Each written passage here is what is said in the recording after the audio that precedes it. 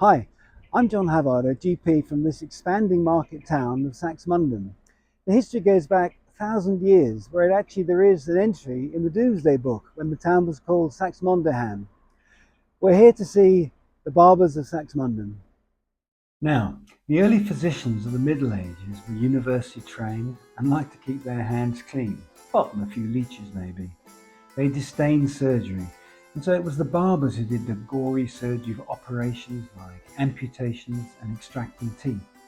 Since the barbers were involved not only with hair cutting and shaving, but also with surgery, they were called barber surgeons. To this day, their title is Mr. or Miss, but not Doctor, and there's still a barber surgeon's hall in the Barbican in London.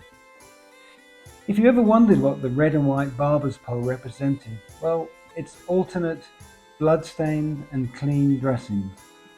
Well, that's all very interesting, but where's this all going? The point is that the old physicians used another trade to deliver part of their medical job, and the very same is happening here and now in this small town centuries later. Let's go meet two barbers of Saxmundham who are helping with both hair care and health care of the local population.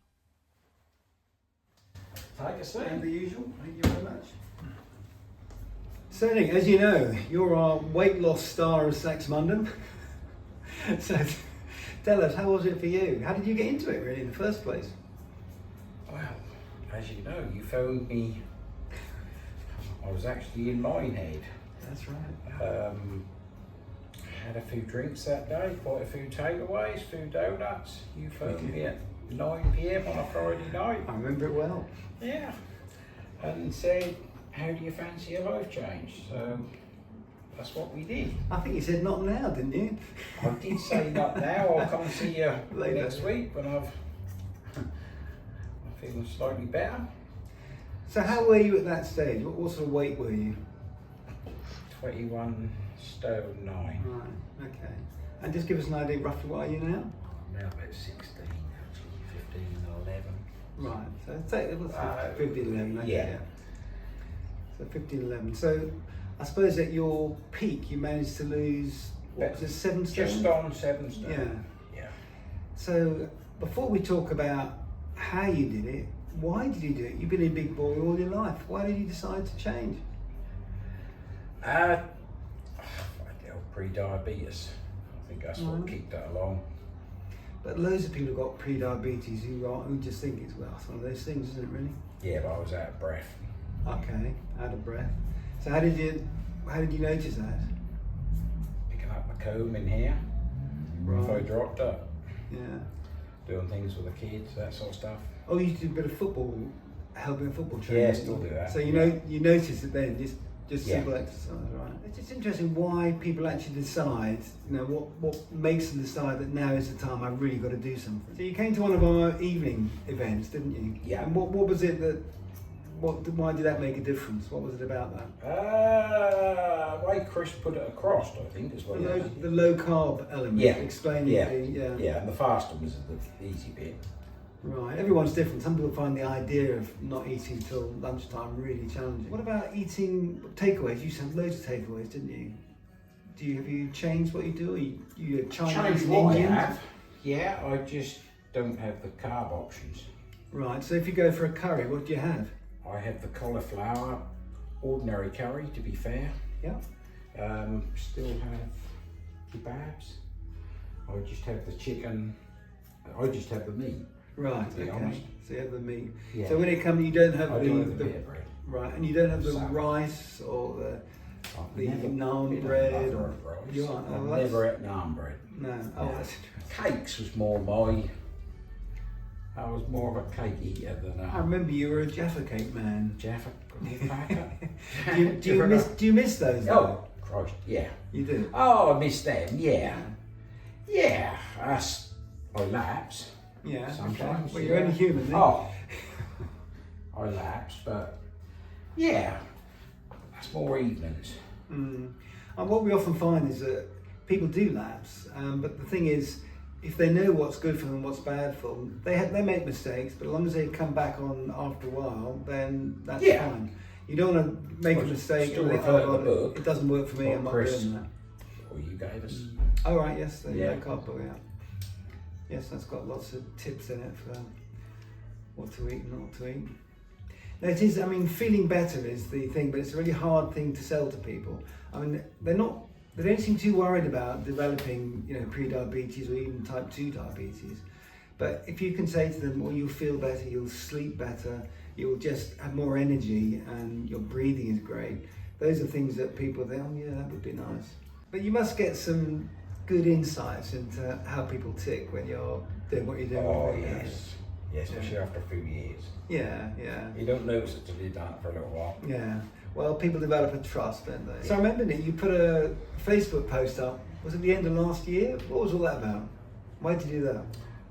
I put it out originally because people, after dropping a bit of weight, people thought I was, one or two sort of questioned me and questioned Ryan, who working here with me, thinking I was sort of having treatment for an illness. So Really ill. that's why I popped that on. But luckily, 2 or 3 people saw it and have shifted a bit of weight doing the same sort of lifestyle change.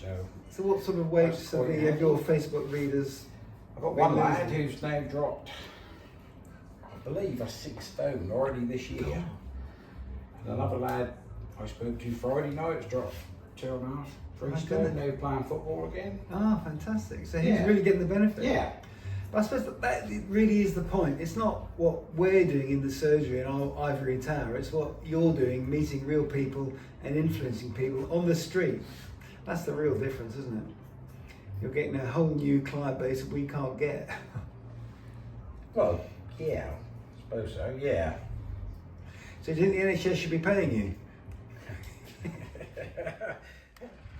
Right, see you then, John. See you, mate. Thank you. Bye.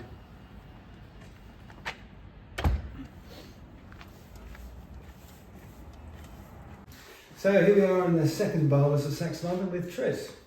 Hi Tris. Hi. Special message from Nick to say get that beer shaved off. But tell us, we've been talking with Nick about what he's been doing with weight and trying to help people with type 2 diabetes. But what's your area of public health interest?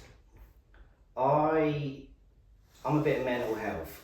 That's the little area I've stepped into because it's important just to people just to have a speak. Yeah. If they're struggling with anything, any simple thing with, like, I don't know, newborn kids.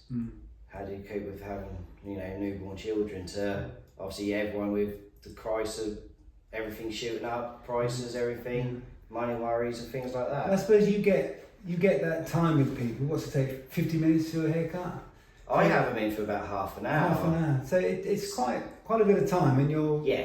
right in their faces. So it's That's close. it. It's close. Yeah. It's good. Yeah, because it sometimes it can take them a while to, I suppose, 5 minutes, 10 minutes, then they might start open up a little bit more with little things Yeah.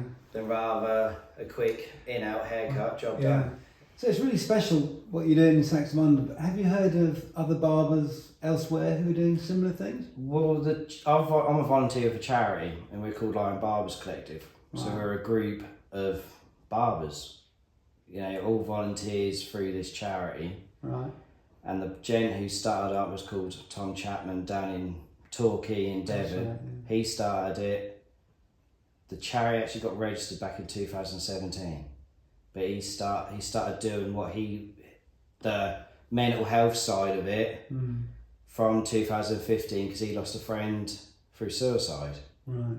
So then, it's gradually, I think since COVID, it's gradually got bigger and bigger. So he's asking for volunteers, more So help. is that a pattern with barbers like yourself where they tend to have lost a friend or someone they've known and that's how they got interested in wanting something to help? Like the reason why I've done it was I lost a friend of mine 2-3 weeks just before the first COVID lockdown. Right. And then it was just like, hell, brought it to home a bit more then because you heard about it, but no one, I couldn't relate that I knew anyone who that happened to until it happened, and then it ended up being like my friend, and then it was my wife's friend, but she grew up with him in the little cul-de-sac when they lived in Nottinghamshire, so she knew him from the age of 3 all the way through. But it is great. I mean, these tragedies happen, but it's great that you're making something positive come out of it. So not burying your head and saying that was awful, but actually, what can I do to stop it happening again? That's it, and it's that little bit of, you know, people, you know, they know you're not a doctor or a counsellor or anything in that field, but sometimes it's more of, they just want someone just to talk to. Yeah. Friend. Yeah, and it is kind of like, you don't, you know, just someone just to offload onto any little problem or anything that's just worrying them in their head. Yeah. And it can be just the most simplest little thing. They just feel like they just need to offload. But as opposed to a lot of other people and professionals, you are actually right in someone's face, aren't you? You're right there, Yeah. as you say, for up to half an hour. Yeah. So people do unfold in their mind and tell you things that they don't tell us. And they can't get out. That's right, yeah. No, that's true. That's so good. No, that's wonderful. I think we're so grateful to have people like you doing this, because you're accessing the group of people we never get to see. The young males are the ones who never come to see us, and yet they come to see you quite regularly. So it's a great community asset. And that's the thing, and that is like, when I've been to a big event that the Lions have been to, like Tom, he'll sometimes do a talk at the beginning. And like last year was, where were we? Patak's headquarters outside Manchester. Right. And they had like a whole factory shutdown. So there's thousands of people. And he done a talk in front of all of these workers in like the lorry delivery depot. Right. And we just stood there at the back just watching him doing this talk. And it was like, right, how many of you have seen a doctor this in the last 6 months? And you see, I don't know, 10% of the people put their hand up. But then it'd be like, right, how many of you have been to your hairdressers or your barbers in the last 6 months? And obviously, of course, everyone opens up. Yeah. And then he'll drop in there, like, how many of you do you talk to about, you know, a problem at home with your hairdresser or barber? Have you got that relationship? Of course, everyone, you know, near enough again, everyone puts their hand up again. Yeah. And it's a really privileged position, isn't it? One that we envy. Yeah.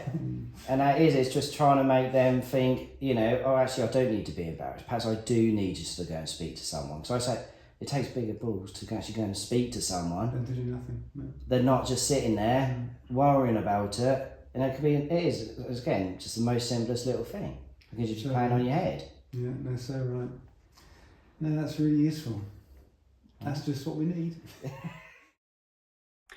So you can see that the Barbers of Saxmundham are delivering great healthcare out in the community to the very people who arguably have the greatest need. We spend our time in our ivory towers seeing lots of patients with clinical problems, but some of the biggest public health issues like obesity and mental health in men are like icebergs under the NHS ship. The bottom line is, if we're to improve the health of the nation, then we need more help from the community. People like the Barbers of Saxmundham.